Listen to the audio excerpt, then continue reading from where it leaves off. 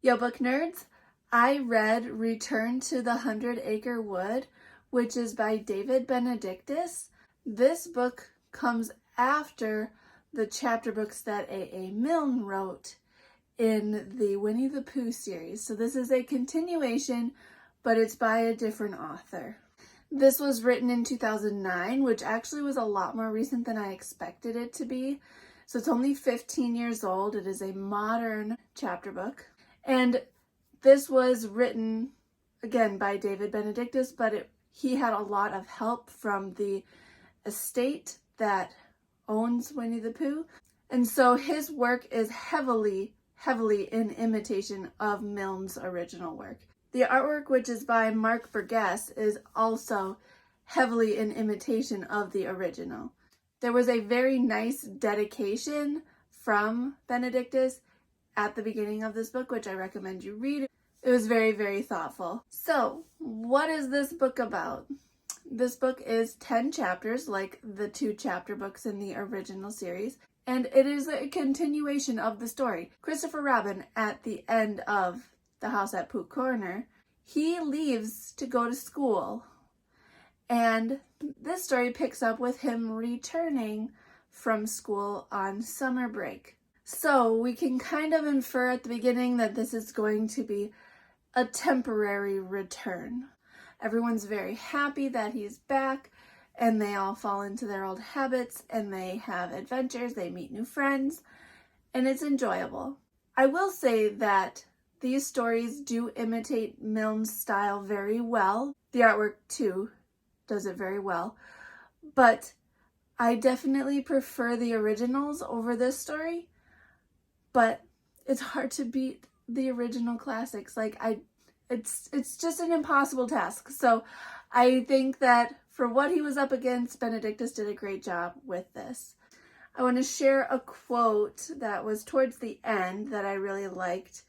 So since it is at the end, be aware that I might be spoiling a little bit.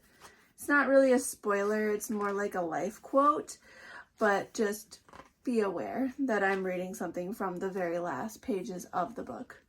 I wonder why things have to change, murmured Piglet. Pooh thought for a while, then said, it gives them a chance to get better, like when the bees went away and came back. I really struggle with change, and so I thought that was a beautiful quote, a beautiful mindset to have about change. And I am going to give you a spoiler right now, so spoiler alert, but I kind of already said it. This was a temporary return of Christopher Robin, so he does leave again at the end.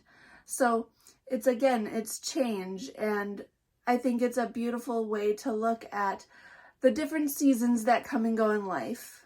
Even though it might be sad that Christopher Robin is leaving again, it does give us a chance to grow, and it gives us a chance to see him again in the future, and something great might still come along. It's not the end of the world that something is changing in our lives.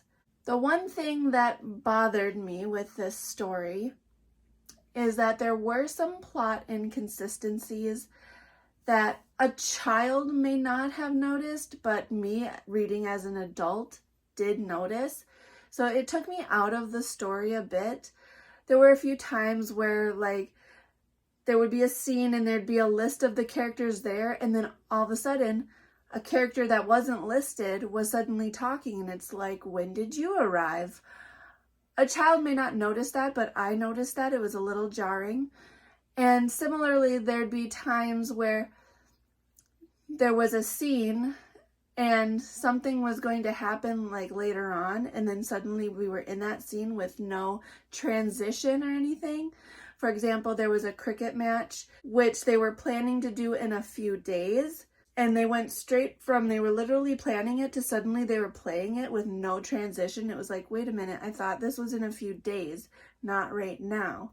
So it was things like that that was jarring to me as an adult, but this is a children's chapter book, so I tried to keep that in mind. A child may not notice those things, but yeah, plot inconsistencies threw me off a little bit. But overall, this was very enjoyable. It was cute, it was light, it was fun. Exactly what I expected going into it, and I'm glad that I read it. I don't think you need to read this if you read the other 2 chapter books, but I don't think that it hurts the series by adding this one on either.